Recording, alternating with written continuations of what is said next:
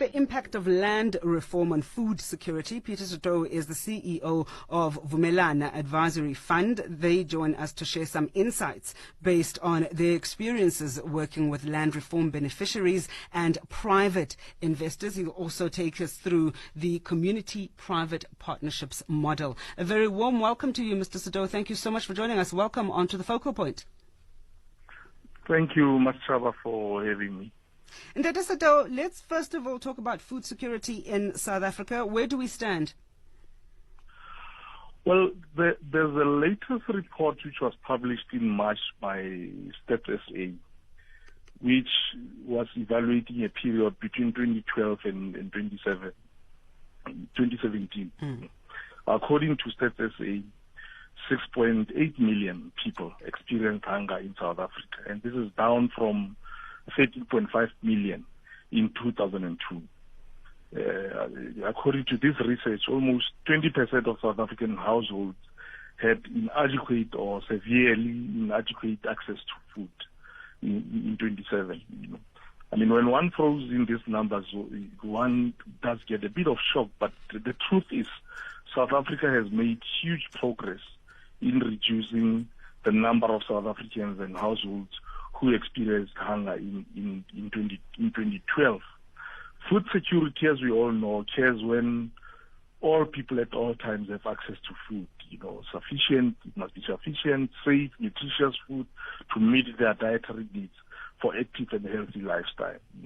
If one just take a snapshot at the provinces, respective provinces, one finds that Limpopo and Gauteng had the highest proportion of households that reported adequate food access, whilst the Northwest and the Northern Cape had the lowest proportion of households that had adequate food access. So in a sense, Northwest and the Northern Cape are the least food secure, according to this research which was done by Stats SA. When we were talking on World Food Day, one of the issues that came up was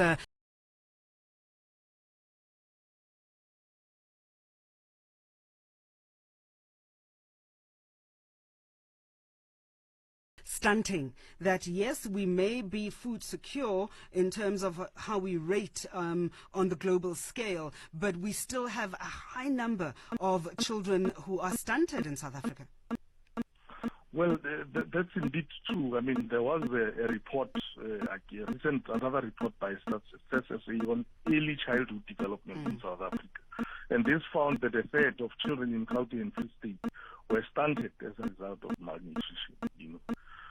However, one needs to really put things into perspective, because it's often said that food security is a very complex challenge, since it's compounded by a number of socioeconomic factors. And these include, amongst others, poverty levels, unemployment, education levels, and of course, one cannot discount things like the environment. What will be the impact of land reform on food security, especially looking at the amending of Section 25 of the Constitution? Well, Masaba, we've seen in excess of 8 million hectares of land being transferred to beneficiaries of land reform. While we've witnessed some pockets of success, a great number of these farms remain unsustainable. This has also meant that there were job losses in some instances in some of these restored clusters, and this has no doubt had a somewhat negative impact on food security. Urbanization is also putting some pressure on food security. As people move to urban areas, they put pressure to the supply in urban areas. So there is a need to support land reform beneficiaries to ensure productive use of restored land for the benefit of the beneficiaries and the local economies. So for us as Vumelana, we believe that partnerships with the private sector, who have the requisite skill set, who have got access to market and access to finance, is the most immediate way through which we can begin to address some of the current challenges that we have in the land reform space and actually improve on food security. One would think that if we're we're talking land reform, there would be, as part of the land reform programs and processes, programs that support the emerging farmers, so to ensure that this land does not remain unproductive. As you said, this is unfortunately the experience of some when it comes to reclaimed land. How do we turn this around? Well, from our side as Vumelana, we actually confirmed, through our lessons, that if we are to make any dent to land reform, if we are to make land reform a success, there is a need to support beneficiaries of land reform.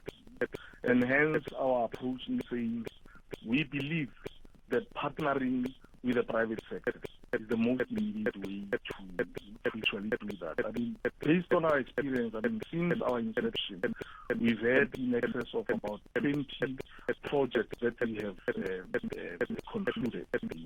Now, if you look at these 20 concluded projects, they have the potential to mobilize an investment in excess of 610 million and create in excess of 2,200 jobs, thus impacting positively on in excess of 15,000 beneficiary households. And as a result, this will also put into productivity in excess of 58,000 hectares. We have the experience. We know that the private sector is not willing to engage in the land reform. I think as Paul wrote, we need to really stop moaning and really get down to it to make sure that while the government and the policy makers are busy trying to address some of the big questions around land reform, including introducing some constitutional changes, that we embark on an urgent basis to deal with the current challenges that we have in the land reform. That's Peter Setou, Chief Executive of the Vumelana Advisory Fund, talking about the community-private partnerships. October is Food Security Month, so we're looking at the impact of land reform on food security. Right now, though, it's time for Rob Beasley with your traffic.